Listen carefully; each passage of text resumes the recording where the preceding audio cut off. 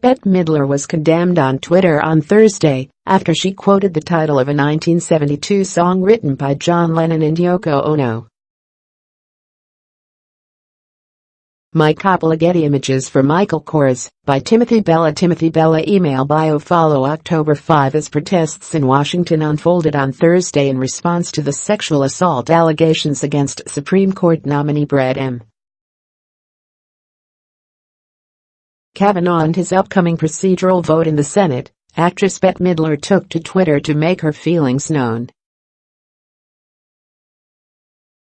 The end result was the Hocus Pocus actress tweeting an offensive phrase from a John Lennon and Yoko Ono song, and being on the wrong end of a lot of criticism.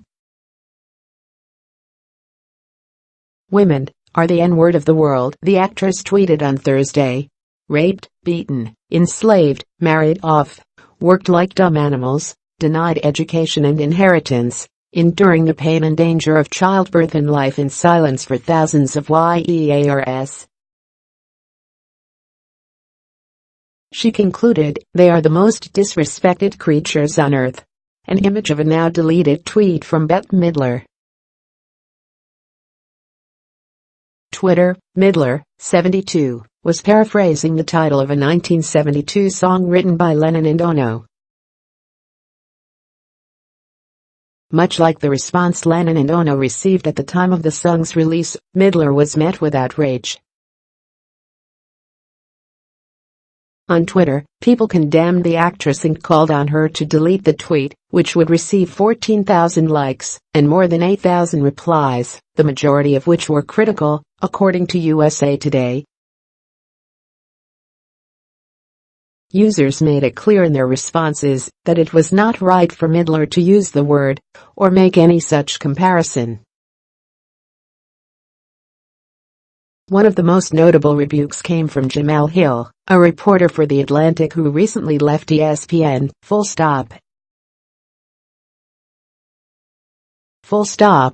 https://t.co/kcuaskcvu Jemele Hill, at Jemele Hill, October 5, 2018. Bette Midler out here thinking she's a white woman of color.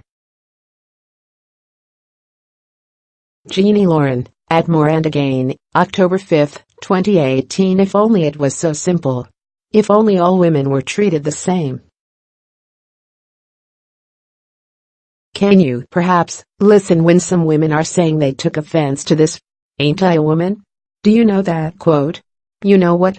Never mind." Jumps out window, lands on Women's March. Angela Nissel, at Angela Nissel, October 5, 2018. It's not about race.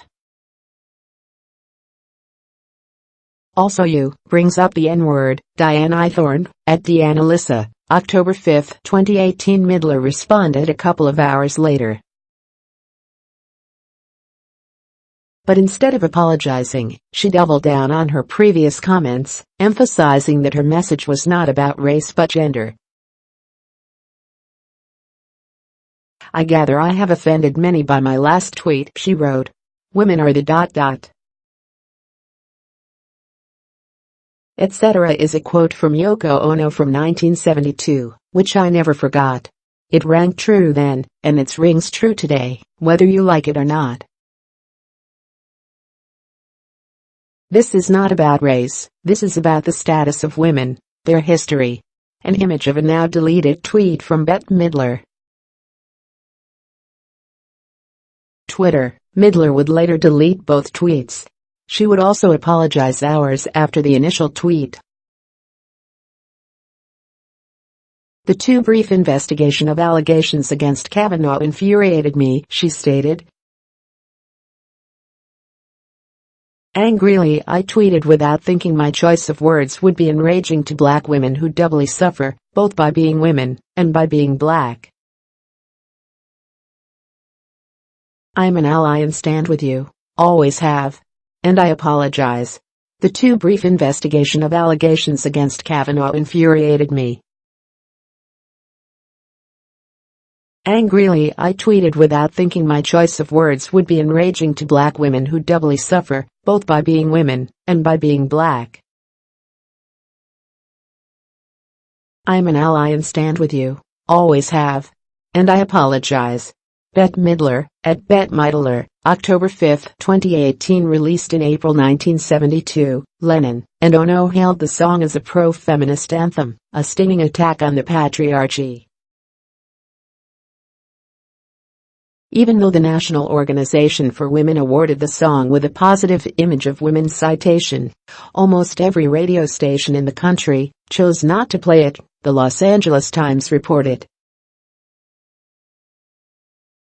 The response baffled the Beatle. As the song says, "Woman is the slave of the slaves," Lennon told the Los Angeles Times in 1972. I agree that a lot of people, black and white, are slaves in the world, but each of them has his own slave, and that's usually the wife. Lennon and Ono would give TV and newspaper interviews to offer their perspective of the song's meaning. One of those interviews was on the Dick Cavett Show. "I had to find out about myself and my attitudes toward women," Lennon said to Cavett. In an interview published to YouTube in 2012, Cavett recalled how Lennon and Ono had wanted to perform the song on his ABC show, something that did not go over well with network executives. Cavett said that a compromise was later made to allow the show to keep the song on the episode if Cavett could offer a statement ahead of time, warning of the performance's controversial content. Cavett was surprised at the response he received for the episode. "A lot of complaints did come in, but all of them were about the mealy-mouthed message you made," Cavett say before the song, "and none about the song itself," he said in the interview. The response over Midler's sentiments continued into late Thursday, as some people were upset this Twitter incident sprang up before they could enjoy their annual viewing of Hocus Pocus, her 1993 Halloween movie. At Bette Midler had to go get herself cancelled in October, of all months. HuffPost contributor Jeanette Cordova wrote, "I haven't even gotten to watch Hocus Pocus yet, this fall." More from Morning Mix. Trevor Noah gets serious. Trump is convincing men they are the true victims of Me Too movement. A 2-year-old shredded $1,060 of his family's cash. His mom cried until she laughed.